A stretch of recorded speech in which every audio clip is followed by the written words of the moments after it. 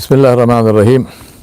Alhamdulillah Rabbil Alameen wa salatu wa salam ala ashrafil anbiya wal mursaleen. Muhammadur Rasulullah sallallahu alayhi wa alihi wa sahbihi wa sallam tasliman kathiran kathira. Amma ba'du, my brothers and sisters, an absolutely beautiful day, and it's very sunny. So as I told you, I think I mentioned before, my glasses have become dark. I don't like to talk from behind dark glasses, but there's no option here. I don't know if you can see and whether this camera is good enough to catch it, but behind me there are a couple of bird feeders, and there are some absolutely beautiful birds which come and go as we will talk. Inshallah, you will see them, and I hope you get to see them. I hope as I'm sitting quite still, I don't think sound bothers them. I hope they will come back to the feeders so you can also see the birds. My brothers and sisters, I want to talk to you today about this hadith which is narrated by Nu'man bin Bashir radiallahu anhu, and it's in Sahih Muslim, where Rasulullah sallallahu alayhi wa sallam he made some things very clear. He said, innal halala bayyin wa innal harama bayyin wa baynahuma mushtabihat la ya'lamuhunna kathirun minan nas. Now Rasulullah said, the meaning of which is, Nu'man bin Bashir said, I heard Rasulullah saying, and he said, he pointed to his ears. He said, I heard him saying, what is lawful is clear, what is halal is clear, what is unlawful or haram is clear, and between the two are doubtful things, which many people do not know. So he, the one who guards against the doubtful things, keeps his religion and honor blameless. And he who indulges in doubtful things indulges in fact in unlawful things, just as a shepherd who pastures his animals around a preserve of a king will soon pasture them in the preserve. Beware, every king has a preserve, hima, and Allah's hima are those things that He made haram. Beware, in the body there is a piece of flesh. If it is sound, the whole body is sound, and if it is corrupt, the whole body is corrupt. And Nabi Sallallahu Alaihi Wasallam said, indeed, that is the heart. My brothers and sisters, this beautiful hadith, Rasulullah Sallallahu Alaihi Wasallam mentioned the basic principle of this deen, which is to be careful with regard to the boundaries of Allah subhanahu wa ta'ala. Now, as he said, may Allah protect us, today we even indulge in haram. Rasulullah wasn't expecting that from Muslims. So he said the halal is clear, the haram is clear, meaning that what is permissible is clear, so you will do that. What is not permissible is also clear, so you will not do that. And he said, however, between these two things there are doubtful matters. Now these doubtful matters, if you think about that, they all relate to our desires, right? Halal and haram is just a matter of the boundaries, but between them is question of desires. Now what desires? For example, I want to drink something which has a secret formula in it. I want to drink something where I do not know the ingredients. So it's a doubtful matter. Can somebody say with complete certainty that this thing is haram? No. But can they say with complete certainty that it is halal? No. So it comes in between. It is one of the mushtabihat. It's one of the things which are doubtful. Now, what must you do? Think about that. What must you do?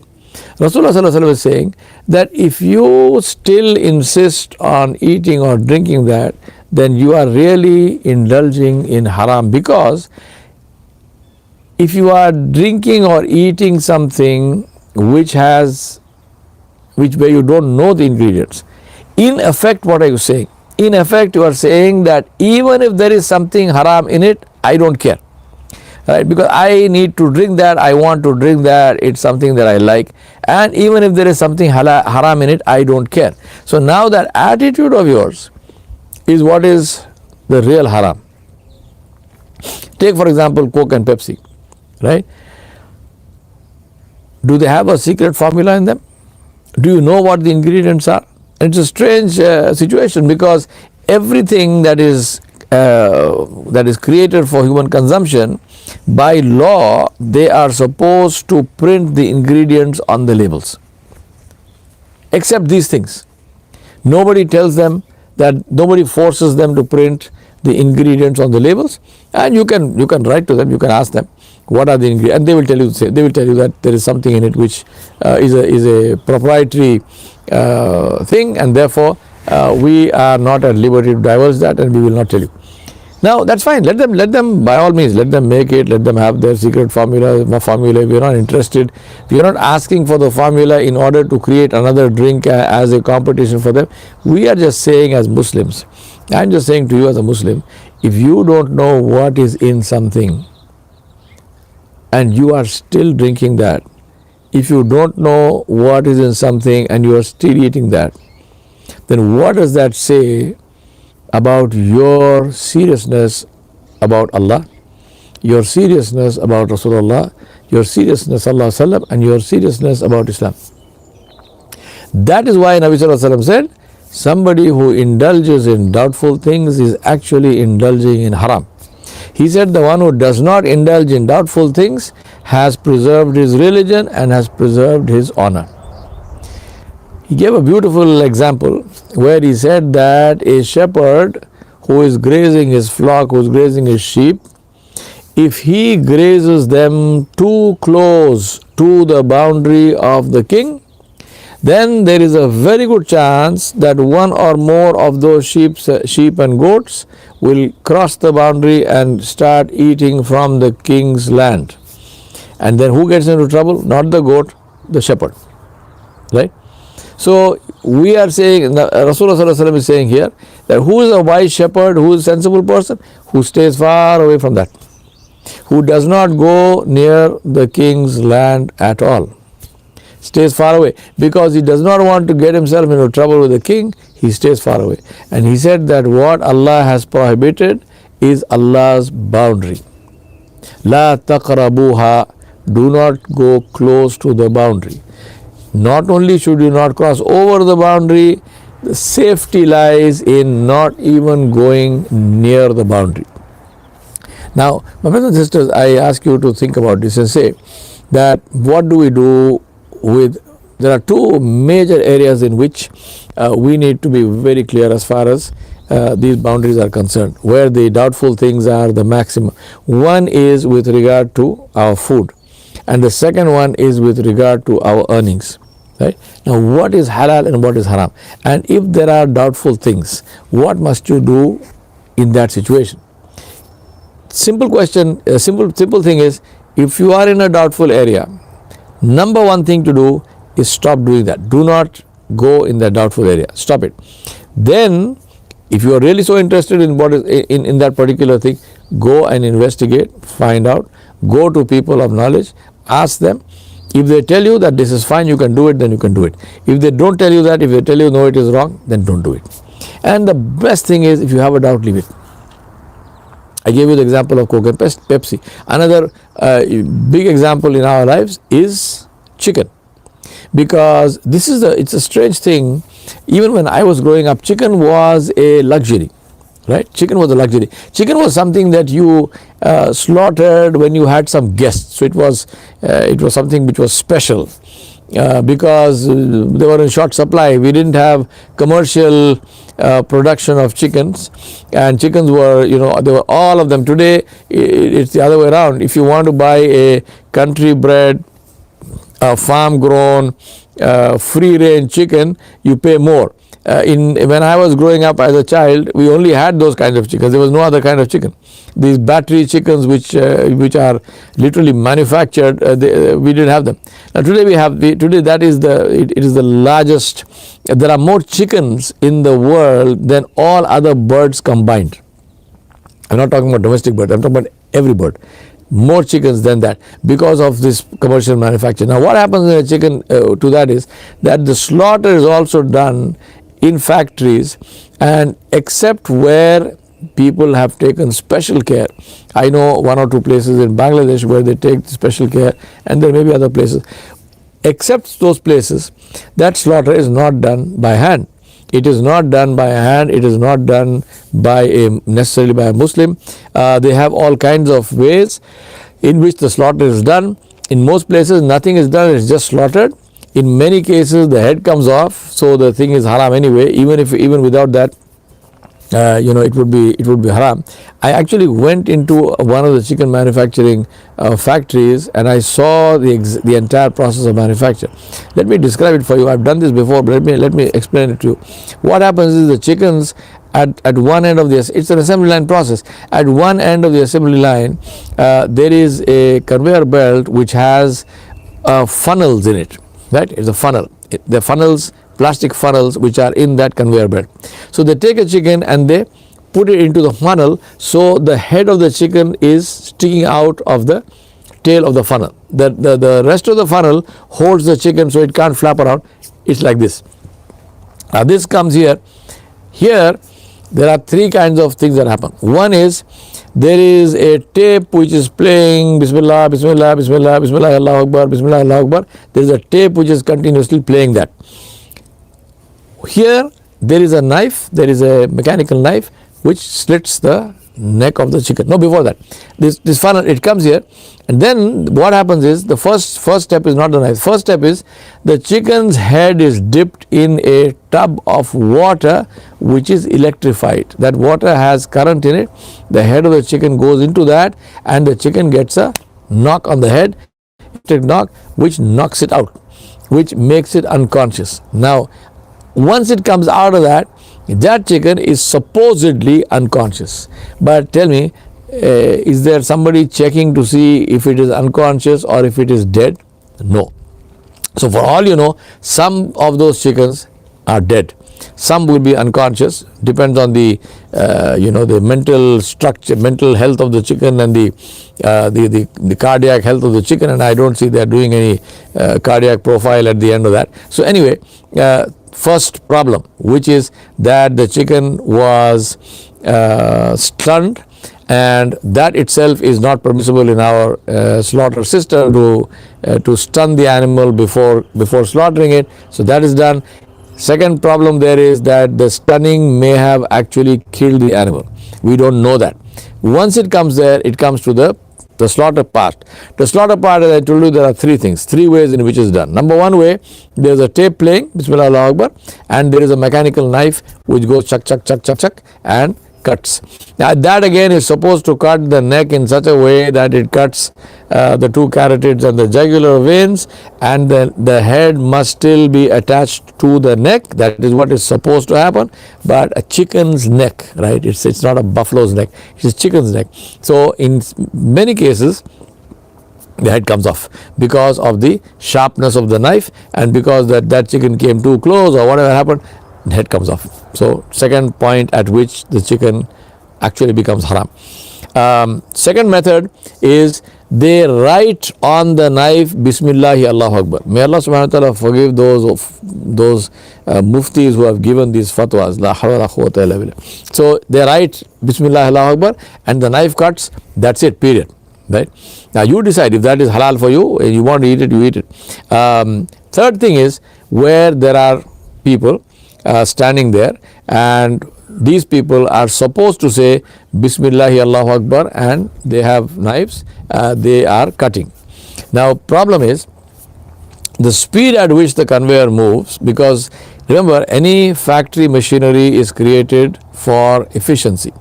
You have a factory machinery which moves slow, you have lower efficiency. So you want that thing to move as fast as possible so that your output per hour is as much as possible. That's how chicken factory, chicken processing is also done, same principles. So now you have this factory machinery which is moving at a pretty rapid pace. So what they do to cater for that, one of the things they do is the person standing here slaughters every alternate chicken.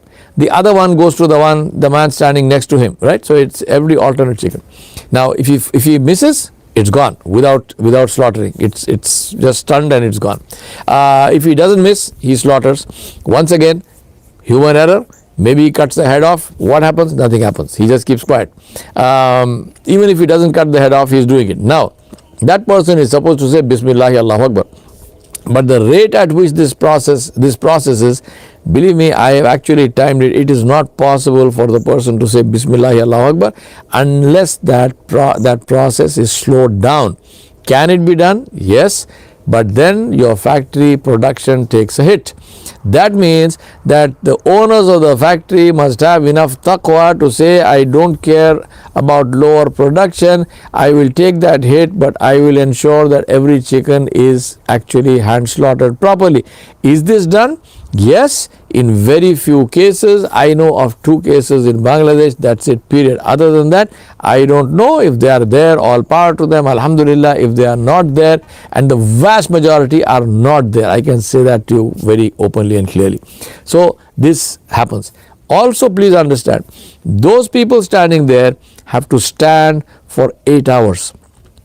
They can't take a break. They can't go even to the toilet. So they wear adult diapers, and if they got to go, they go right where they are standing.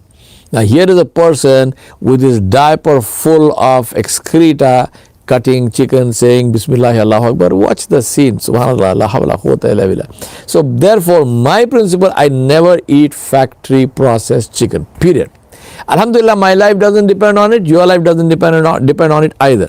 So this is the meaning of being careful with what you put in your mouth, right? Rasulullah sallallahu alaihi wasallam said, this is a sign of your taqwa, it is a sign of your iman, and if you are not doing that, that also is a sign.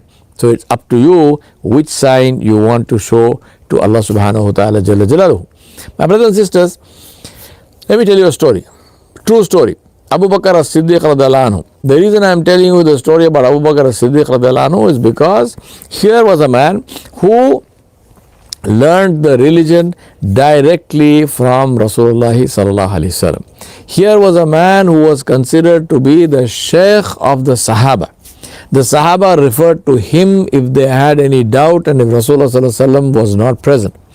A woman came to meet Rasulullah sallallahu alaihi wasallam. She came with a question. And Nabi sallallahu alaihi wasallam told her, he was busy with something, he told her, come back tomorrow. She said, if I come tomorrow and I find you are not here, what must I do? He said, go to Abu Bakr. She said, if he is not here, what must I do? He said, go to Umar sallallahu alaihi wasallam radiyallahu anhu ajmain.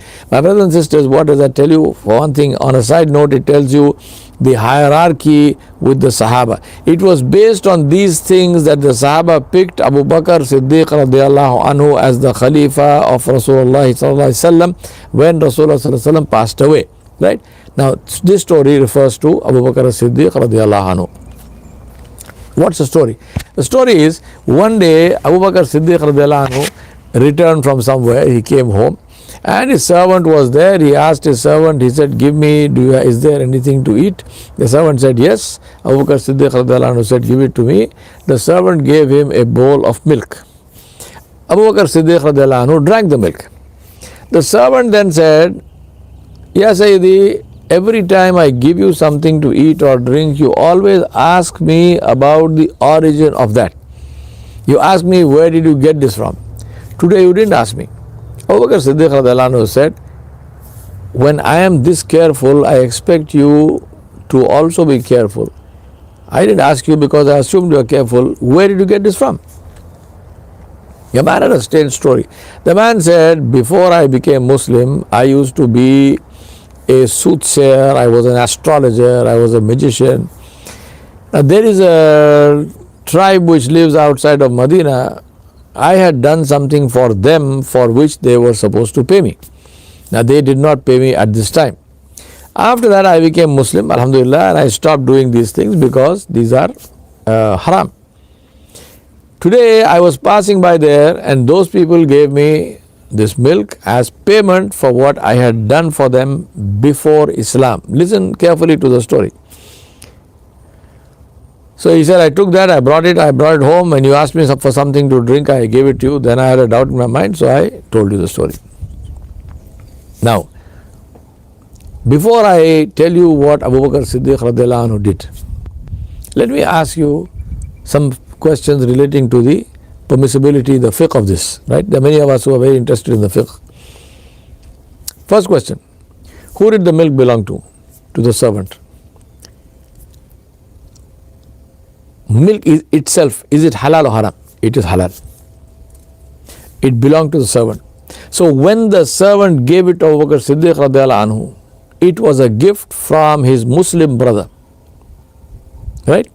And the gift itself was halal.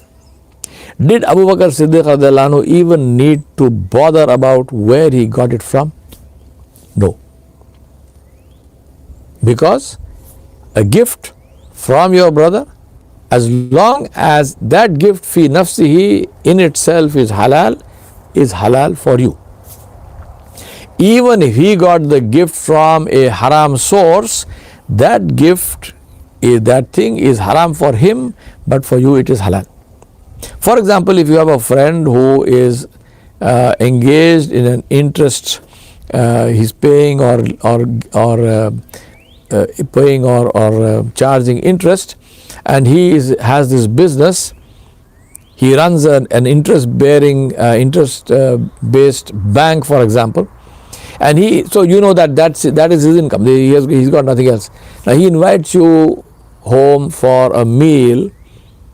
You can go and you can eat in his house. There is no problem, because that meal, as long as what he's giving you, I mean, if he's feeding you pork, then obviously it's not halal. But as long as he's giving you food which is halal, then you can eat, even though that same food for him is haram, because his source of earning is haram.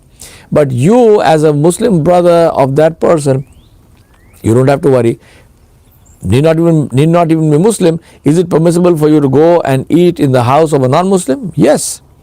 Even though the non-Muslim is worshipping someone other than Allah subhanahu wa ta'ala, as long as what they are giving you is halal. So that's the first point. The first point.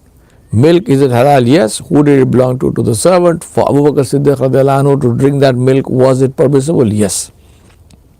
Second one. If you eat or drink something without knowledge, if you are fasting, for example, and if you eat or drink something without remembering that you are fasting, is your fast broken? No, it is not broken. There's a funny story, it's a true story, but it's also amusing. A man came to Abu Hurairah radiallahu anhu, and he said, I have a question. Abu Hurairah radiallahu anhu asked him, he said, what's the question? He said, my question is that I was fasting and I was also very hungry. So one day, today I went to this friend's house and he gave me food and I sat and ate the whole meal, and after eating the meal I remembered I was fasting. So my fast, is it still valid, or is my fast gone? Abu Hurairah said, no problem, alhamdulillah, your fast is valid, because you forgot, you didn't know, and what you forgot Allah does not hold you responsible for. The man said, no, hold on, it doesn't finish there. So he said, what is that? He said, after that, this happened in the morning. He said, after that, in the afternoon, I went to visit somebody else and I was very hungry and they also gave me some food. So I ate that also because I forgot. Now what? Abu Hurairah said, again, you forgot and you ate by mistake, you didn't realize. So inshallah, your fast is valid. He said, no, but it didn't end there. So he said, what? He said, again, later on, before iftar, I went to somebody else's place and I was hungry, and this person also gave me food. I had that also. Now my fast is valid. Abu Hurairah started laughing and he said, you are not used to fasting. So this is a funny story, but this is true. But this also proves that if you eat something without knowledge by mistake, then it does not nullify your fast. Alhamdulillah. Did Abu Bakr Siddiq know the origin of this milk? No. Even if he had known, it was okay for him, but the point is that he didn't even know that milk is halal. He drank the milk. So therefore, was he at fault? He was not at fault. Before I tell you what he did Abu Bakr Siddiq radiallahu anhu know the Sharia better than you and me? Did he know the masail and the usul of fiqh better than you and me? Or do you think you know it better and I know it better? What did he do? What did he do? Abu Bakr Siddiq radiallahu anhu started, he put his fingers in his throat and he started vomiting. He kept on vomiting until he brought out blood. People stopped him and they said, "You will kill yourself, what are you doing?" He said, "I have heard my Habib." Who is the Habib of Abu Bakr Siddiq radiallahu anhu? Muhammad Mustafa sallallahu alayhi wa sallam. He said, "I have heard my Habib say that anybody who eats or drinks something which is haram, a morsel of it, not a stomach full of it, a morsel of something which is haram, and if that thing goes inside his body and is digested and becomes a part of the body," Nabi Sallallahu Alaihi Wasallam said that the fire of Jahannam is wajib on that body to purify it. My question to you is, those doubtful chickens that you eat, that Coke and Pepsi that you drink, is it worth going into the fire for that? Is it? Do you love that thing so much? And do you love Allah so less? This is the meaning of ihtiyat. This is the meaning of leaving doubtful things. And what about things which are not doubtful? For example, interest-based earnings. I know I keep on saying the same thing again and again because that is a very, very major problem in our community. It is my belief that this coronavirus came because there are so many people in our community, including governments, including countries, which have accepted a declaration of war from Allah subhanahu wa ta'ala. You know and I know, I am not inventing this thing, this is the law. Allah subhanahu wa ta'ala declared war on his behalf and on behalf of Rasulullah sallallahu alaihi wasallam on people who deal with interest. What do you call countries, Muslim countries who call themselves Muslim countries, who stand up as the exemplars of Islam in the world, who permit interest-based banking and interest-based banks in their countries? Let those heads of state answer before they are called to account by Allah subhanahu wa ta'ala. How do you permit interest-based banking in your country when you call yourself a Muslim and when you call your country a Muslim country and you have all these, you make these posturings about being the defenders of the faith? What faith are you defending?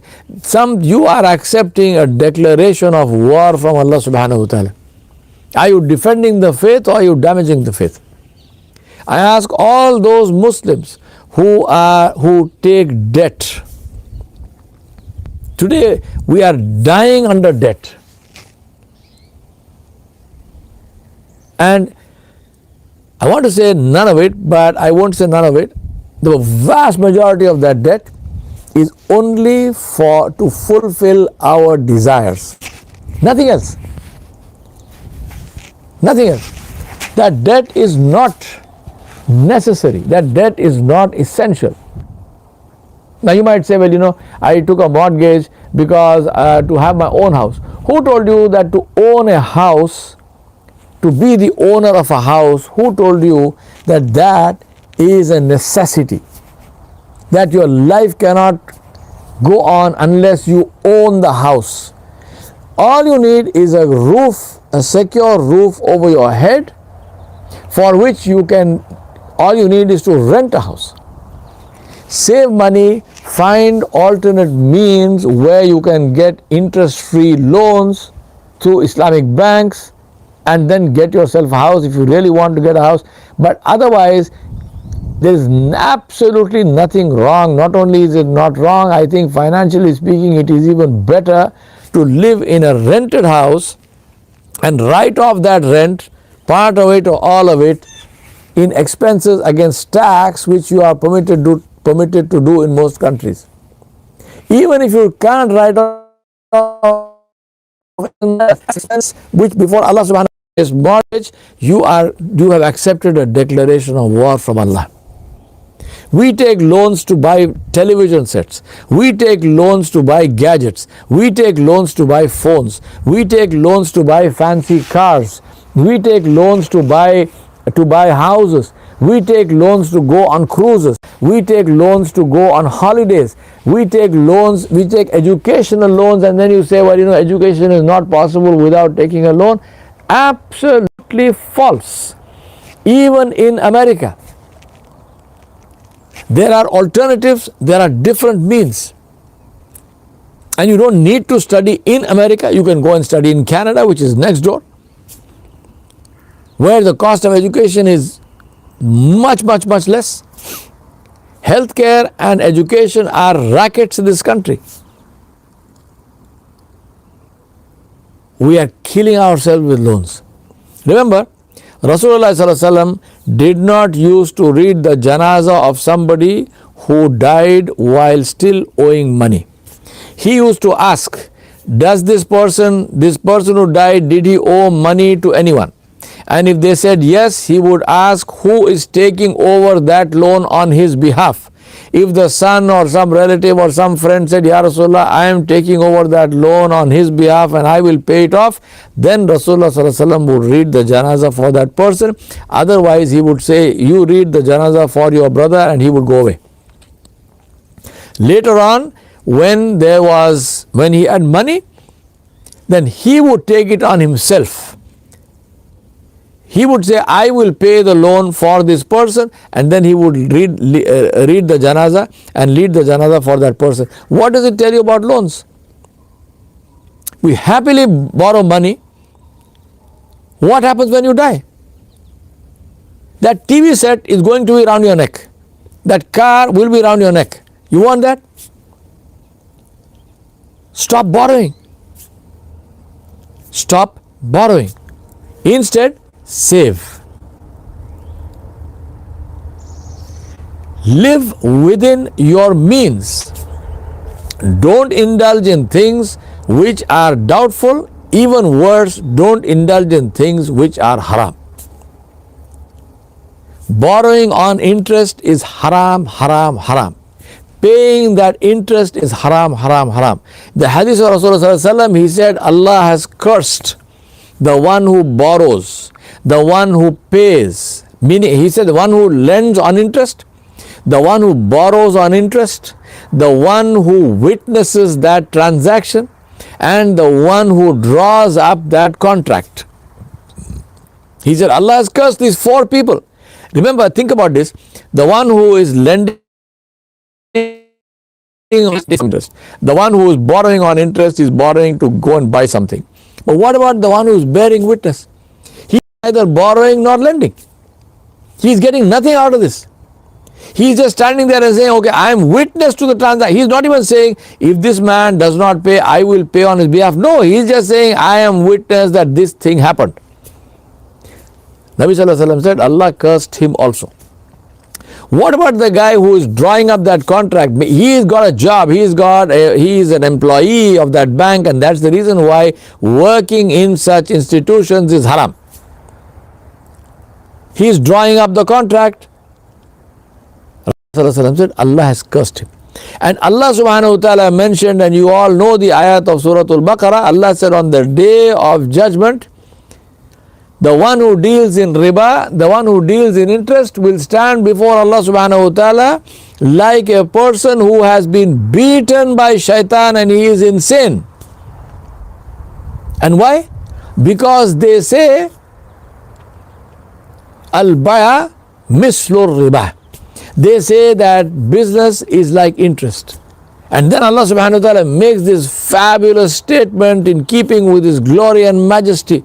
He said, Ahallallahu al-baya wa harrama riba. Allah says, Allah has made business halal and Allah has made riba haram. May Allah forgive the translators of the Quran who have translated riba as usury, because that is a false translation. Riba, usury is high interest rate. Riba is interest rate. Even if it is 0.01001%, it is haram. My brothers and sisters, I want to end with this basic fundamental principle of the Sharia as far as what is haram and what is halal is concerned. What I am telling you is kindergarten stuff. You should have learned this in kindergarten.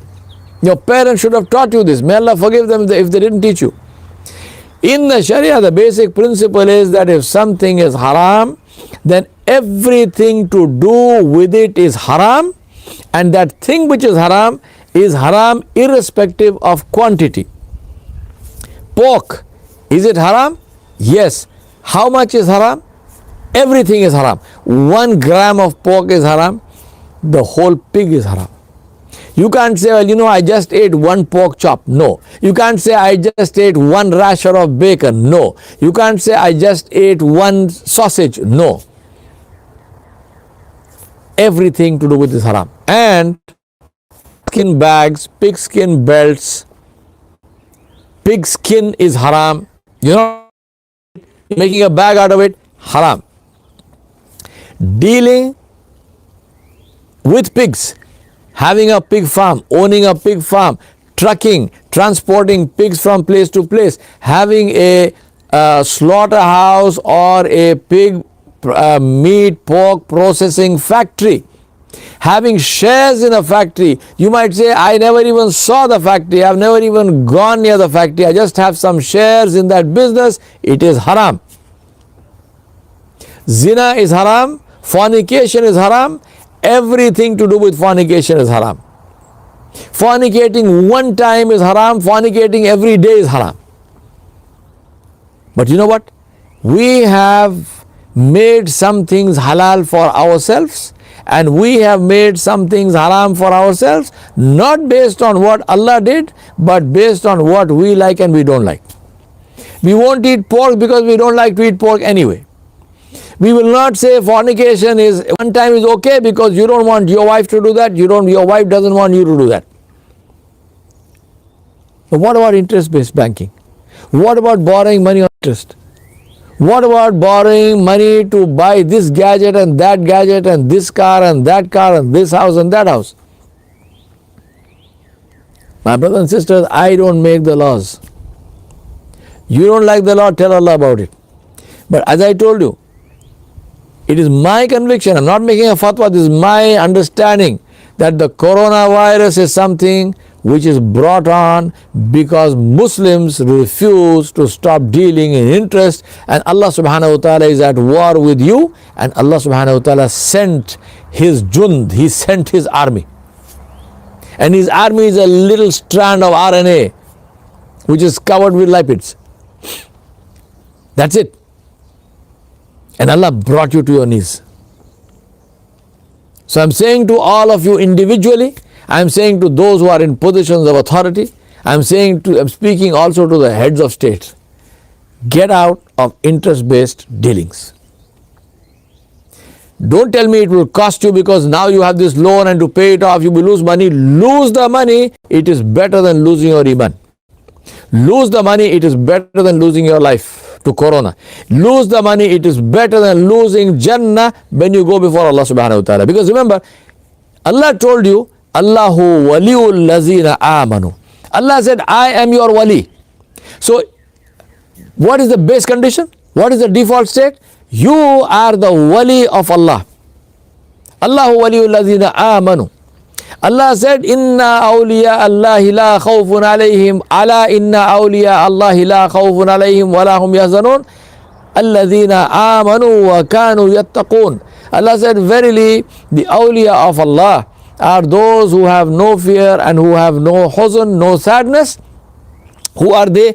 They are the people who have iman and who have taqwa. The default condition for you and me is that we insha'Allah are the awliya of Allah, and that Allah subhanahu wa ta'ala himself said, I am your wali. This is our default state.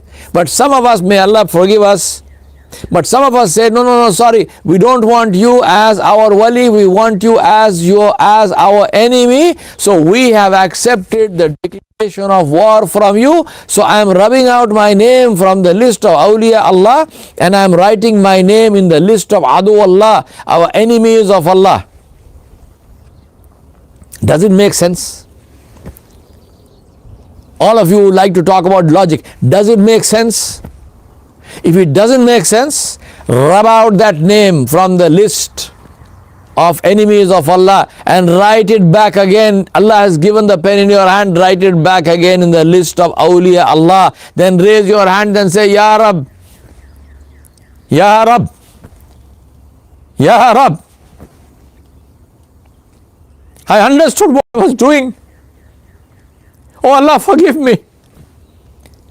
Oh Allah, forgive me. You are my wali. There is no one other than you as my wali. Oh Allah, remove this calamity from me. Remove this calamity from this world. Oh Allah, I give up my interest-based loan. Whatever loss, I will bear it gladly and happily.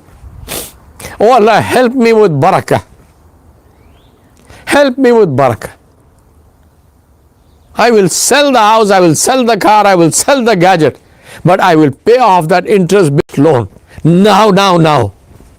Before this day is out. Oh Allah, forgive me. Oh Allah, remove my name from the list of your enemies and put it in the list of your awliya. Oh Allah, do not allow me to die with my name in the list of your enemies. What will happen to me when I am resurrected before you? And the malaika will come and they will give me a sword in my hand and say, go fight him, go fight the Rabbul Arshil Karim, because you accepted a declaration of war. I didn't make up this story. Muhammad sallallahu alaihi wasallam told us this is what will happen to the person who dies having borrowed money or having lent money on interest. The malaika will give a sword in his hand and they will say, go fight your enemy. Who is your enemy? Rabbul Arshil Karim. My brothers and sisters, have mercy on yourself. Get out of debt. Do it now, because you do not know whether you will see tonight. You are listening to this in the night, you do not know whether you will see tomorrow morning. Make the niyyah now. Make the niyyah now. Go pray 2 rakat of nafil salah. Cry before Allah. Ask Allah to forgive you. And tomorrow morning, the first thing you do is get rid of that loan. Now, brothers and sisters, Allah is witness. I have done my job. I have told you as clearly as I can, as emphatically as I can, that borrowing money and lending money on interest is haram. It makes you an enemy of Allah. I am begging you, I am beseeching you, please get out of it. Stop doing haram. Stop drinking alcohol, the other evil in our community. Stop gambling. No lotteries, no MGM, no Malakpet race course. Please. Allah sent us into this world to please Him. Let us please Him. Ask Allah subhanahu wa ta'ala to be pleased with you and never to be displeased. وصلى الله على نبي الكريم وعلى آله وصحبه أجمعين برحمتك يا أرحم الراحمين والحمد لله رب العالمين والسلام عليكم ورحمة الله وبركاته.